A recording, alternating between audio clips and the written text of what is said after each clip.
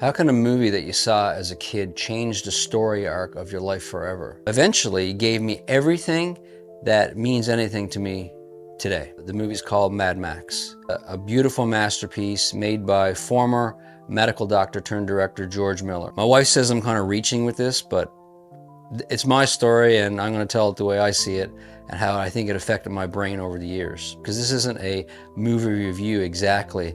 It's just how a film affected me in my life and led me to make some of the decisions that I made throughout the years.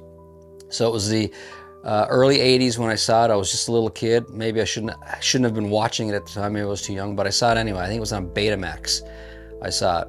And ironically enough, the movie was originally dubbed in American English because at the time the Australian accents weren't really marketable. So it wasn't until later that it was presented in its original Australian accent. And that's when I kind of put the pieces together as a kid, and I realized it was Australian, and the Australian landscape and everything about it kind of set off an obsession with me, so to speak. Here's a brief summary of the movie. The 1979 movie Mad Max is set in a dystopian near future where societal order is breaking down due to a global energy crisis. It follows Max Rokitansky, played by the immortal Mel Gibson, a police officer trying to maintain law and order amid increasing chaos caused by violent motorcycle gangs.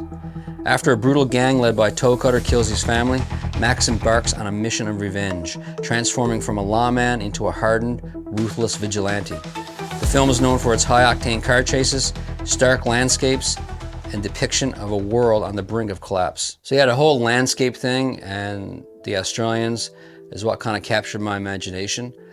Of course, the initial spark is that I love the movie so much. It's so cool. It's probably one of my favorite movies. It is one of my favorite movies of all time. It's definitely top 5. It's way up there. I can't walk past the TV that's playing it without stopping and watching the entire thing. And I usually watch it at least once a year, and I've done that every year since the 80s. So yeah, I'm a huge fan. So it sparked an interest in me for all things Australian and all films Australian. And I absorbed and consumed as many Australian films as I could back in the day. Now, back in the day, it was the day before, 100 cable channels or the internet, so I didn't have a whole lot of access to everything I wanted. But everything that I could look at that was made in Australia, I did. Point is that I fell so in love with the country just by what I saw on screen that I consumed as many films as I could. And the obsession with going there someday and actually experiencing the country for myself stuck with me through my teens and early adulthood, and it's leading me to my point pretty soon here. Fast forward years later, I'm going to a tech school in my hometown in Eastern Canada, very small town. So I'm doing a business course there. And the likelihood of running into an Australian in this course is obviously astronomical. I mean, how many people from Australia are hanging out in this little town in Newfoundland? But I met a guy, he was from Adelaide, and he happened to be staying in my town for a few months while his wife did a residency at the hospital. So he was a businessman from Adelaide, and he was just doing this business course as something to do, something to keep himself busy, while he just accompanied his wife on this trip to Canada while she did a residency in hospital. And after becoming friends with this guy and getting to know him, I got to learn more about what it's actually like to live in Australia and, the day-to-day life there, and a first-hand account from someone who's actually from there. So that just increased my fascination even more. And it wasn't until years later that I actually got up the nerve and got on a plane and went there myself, all by myself. Now, of course, when I landed in Sydney, I expected Crocodile Dundee and Elle Macpherson to greet me at the airport, with a little kangaroo on a leash or something, but it wasn't like that. It was just another big city, just like many other cities in the world. But the point is, why the lifelong fascination with Australia, the love of Australian films, and the longing to kind of experience it and go there. The reason it changed me was because when I went there, I met the woman who would eventually become my wife. And we've been married now for 20 some years, 4 kids, and it's the best thing that ever happened to me.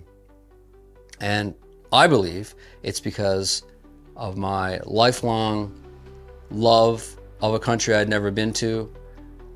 And the love was instilled in me from film, through film.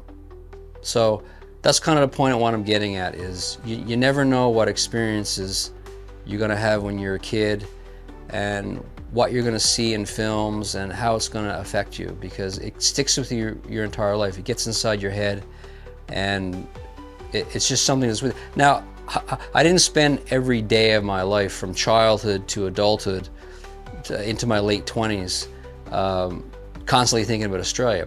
It was just something that was always in the back of my head, you know? It was something that was always there, something I had to do.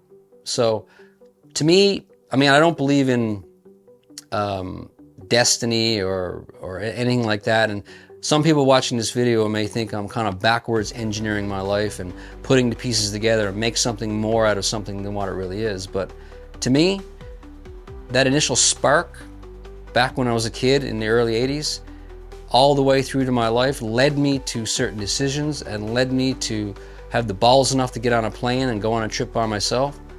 And it changed my life, obviously. The family I have today was because I went there.